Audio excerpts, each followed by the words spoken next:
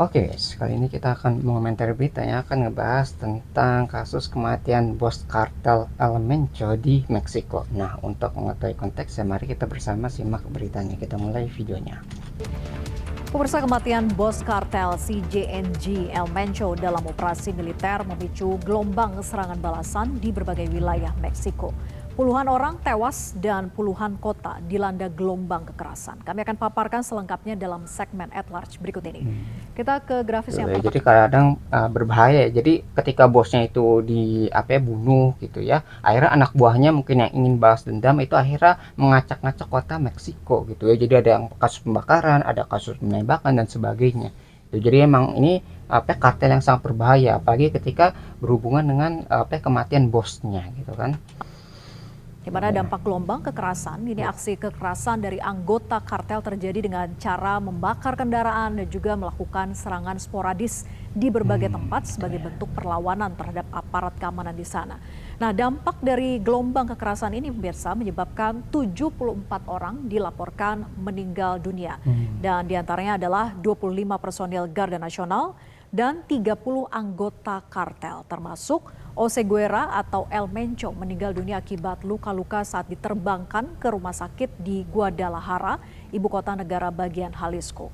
Nah, gelombang kekerasan ini terjadi di 20 dari 32 negara bagian pemerintah Meksiko.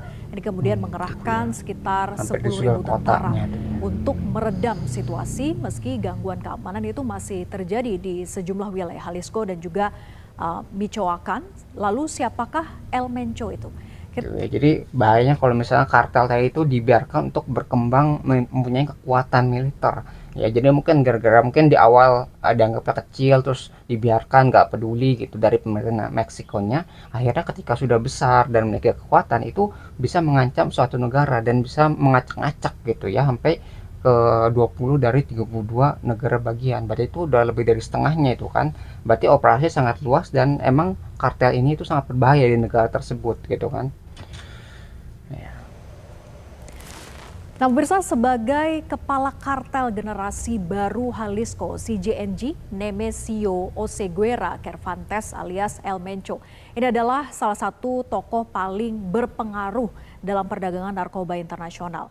Oseguera yang sebelumnya adalah seorang petugas kepolisian di Jalisco. Ini pernah dipenjara di Amerika Serikat selama 3 tahun. Kemudian pernah 3 kali juga dideportasi karena pelanggaran narkoba pada tahun 90-an. Nah, kita ke grafis berikutnya. Setelah itu, El Mencho ini kembali ke kampung halamannya di Michoacan dan bergabung dengan kartel Milenio, sebuah organisasi kriminal di sana. Nah, Milenio ini kemudian menunjuk El Mencho ini sebagai pembunuh bayaran atau Sicario. Nah, lalu pada awal 2011, El Mencho itu membentuk Kartel de Jalisco Nueva Generación. Lalu apa saja peran dari CJNG kartel bentukan El Mencho ini? Kita ke grafis berikutnya. Jadi pemirsa, Oseguera ini mendirikan CJNG sekitar tahun 2010 hingga 2011 di negara bagian Jalisco. Nah, setiap tahun ini dia memperluas lingkup wilayah pengaruhnya ke negara-negara tetangga lewat pertempuran sengit melawan kartel lain.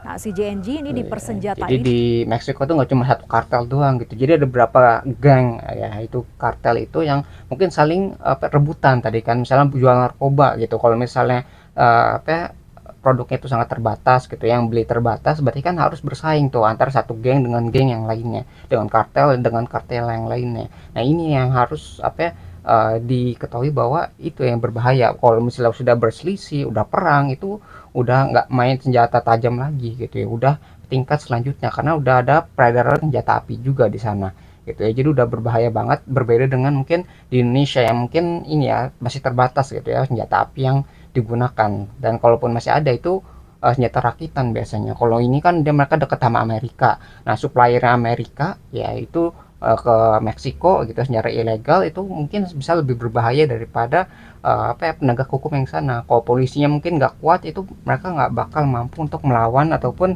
menertibkan, karena ya tadi kekuatan dari polisinya untuk menertibkan itu nggak cukup untuk melawan kekuatan kartel yang sudah berkembang besar. Yang bergaya militer aktif di hampir seluruh wilayah negara dan juga dianggap sebagai salah satu geng ataupun kelompok kriminal paling kuat di sana. Organisasi kriminal CJNG ini dituduh melakukan kejahatan termasuk perdagangan manusia, pencurian minyak dan juga pemerasan. Kita ke grafis berikutnya.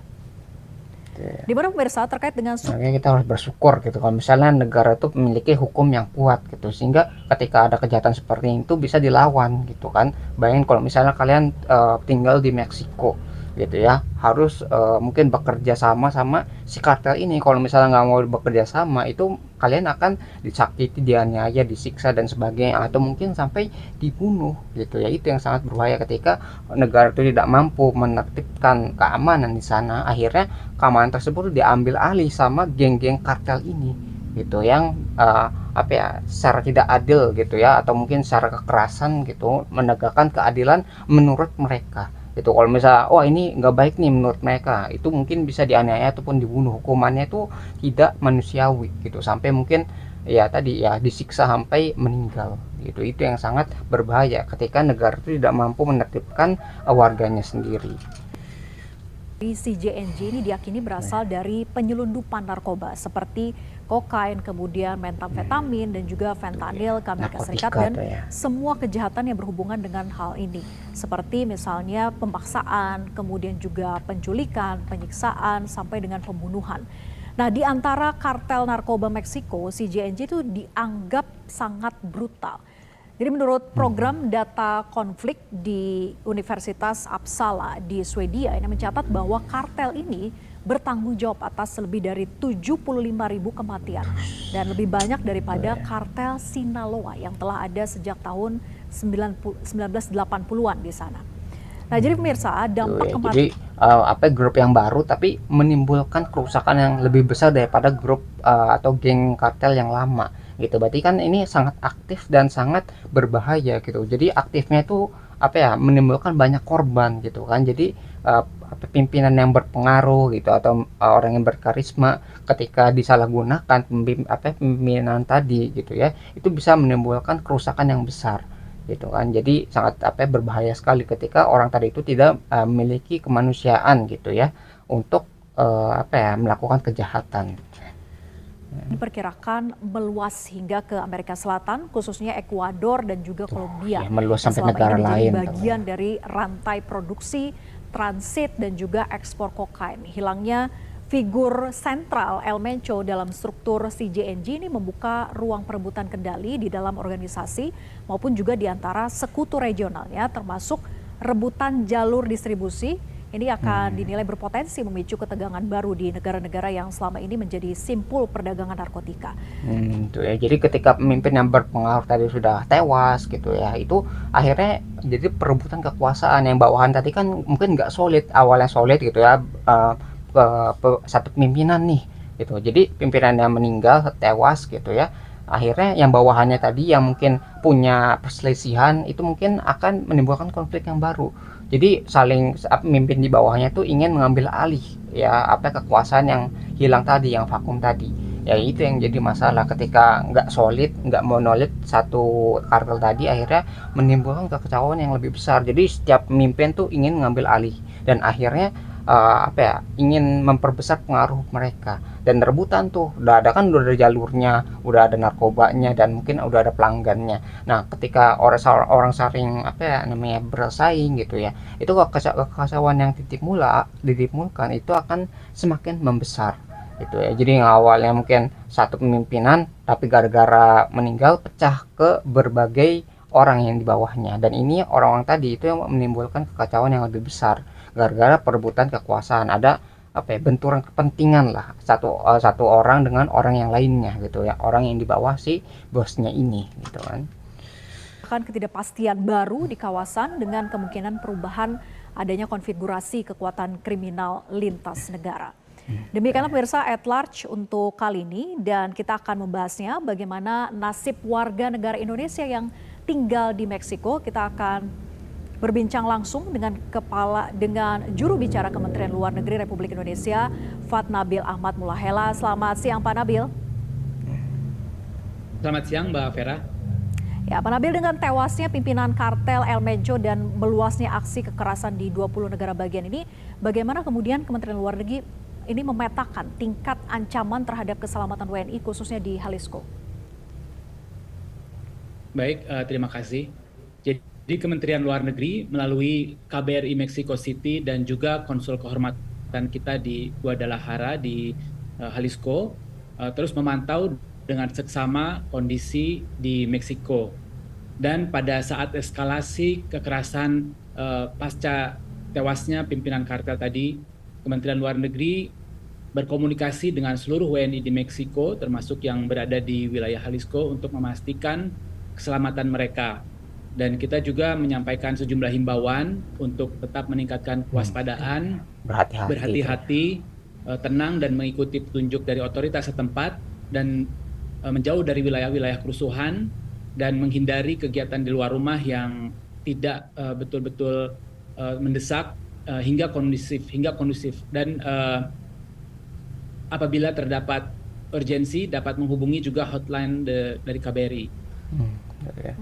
Sejauh ini Ya, jadi kalau misalnya negara yang nggak aman itu bisa mengancam warga sipil yang mungkin nggak tahu apa-apa dan menjadi korban akhirnya gitu ya. Tiba-tiba itu antar geng nih, atau mungkin salah satu organisasi itu lagi berseteru gitu, lagi berantem, mungkin lagi perang gitu ya, mungkin ada peluru nyasar gitu, atau tiba-tiba lagi di jalan tiba-tiba ketembak, itu kan akan berbahaya sekali. Makanya ketika negara itu nggak aman itu bisa membuat negara tidak stabil gara-gara perseteruan seperti ini.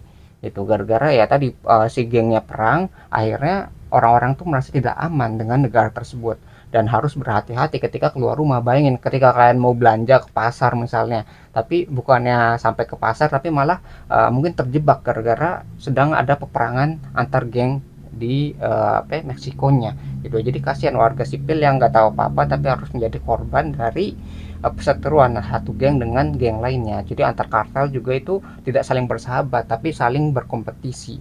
Nah, itulah yang berbahaya ketika negara tidak mampu mengamankan warganya sendiri gitu kan. Kasihan kan jadinya. negara Indonesia di wilayah terdampak ini dan bagaimana kondisi mereka berdasarkan pemantauan real time gitu ya, komunikasi yang dilakukan oleh Kementerian Luar Negeri.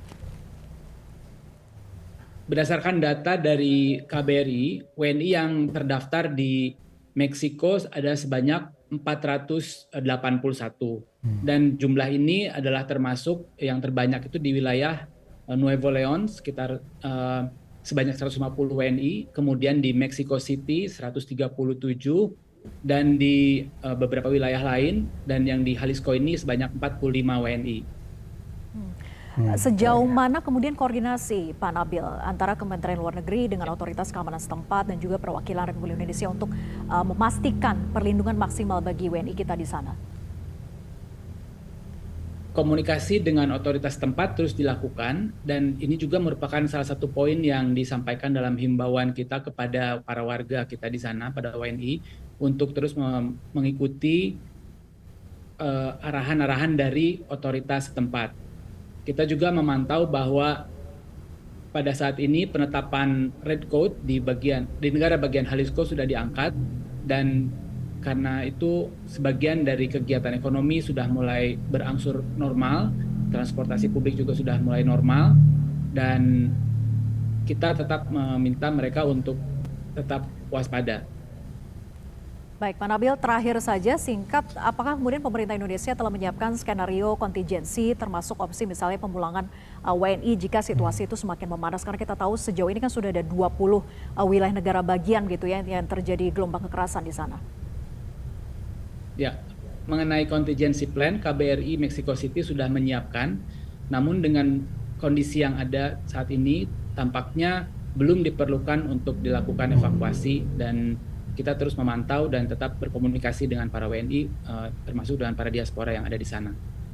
Baik, pemantauan terus dilakukan dan komunikasi terutama begitu ya kepada seluruh WNI di sana. Betul. Dan tentunya ada perwakilan kedutaan juga yang terus berkoordinasi dengan otoritas tempat. Terima kasih juru bicara Kementerian Luar Negeri Republik Indonesia Bapak Fat Nabil Ahmad Mulahela telah bergabung bersama kami. Selamat siang. Jadi emang ketika negara stabil berbahaya juga buat warga sipilnya, dan ketika ada warga Indonesia itu juga harus menjadi tanggung jawab negara, karena kan tadi kan sudah mengirimkan secara legal nih, mungkin untuk bekerja, mungkin ada yang untuk belajar, ada yang mencari pekerjaan dan sebagainya. Nah, ketika ada kejadian seperti ini ya mungkin kalau misalnya benar nggak aman itu harus dipulangkan, karena ya kasihan mungkin lagi mencari kesempatan di luar negeri tapi harus pulang hanya sebagai nama, itu kan akan sangat berbahaya sekali.